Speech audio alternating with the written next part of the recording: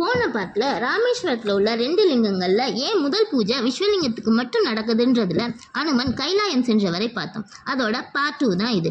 ராமேஸ்வரத்துலேருந்து கைலாயம் ரொம்ப தூரம் அப்படின்றனால அனுமனால் கரெக்டான டைமுக்கு ரீச் ஆக முடியலை. ஸோ அதே மாதிரி இங்கே என்ன ஆகுது அப்படின்னா, முனிவர்கள் ராமரிடம் சுபமுகூர்த்தம் தவறதுக்குள்ள பூஜை பண்ணியாகணும் அப்படின்னு சொல்லிடுறாங்க. அப்போ அன்னை சீதாதேவி கடற்கரை மணலிலே ஒரு லிங்கத்தை தானே செய்கிறாங்க. அந்த லிங்கத்திற்கே பூஜை புனஸ்காரம் எல்லாம் பண்ணி பிரதிஷ்டையும் பண்ணிடுறாங்க.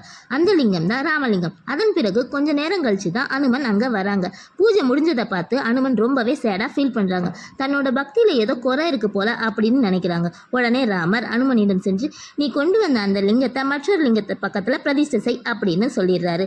அனுமனும் செய்கிறாங்க. அது மட்டும் இல்லை, ராமர் அனுமனிடம், இனி இங்கே வர்ற பக்தர்களோட முதல் பூஜை நீ கொண்டு வந்த இந்த விஸ்வலிங்கத்துக்கு தான், அதுக்கப்புறம் தான் நான் பூஜை செய்த ராமலிங்கத்திற்கு பூஜை நடைபெறும்னு வாக்கு கொடுத்துடுறாரு.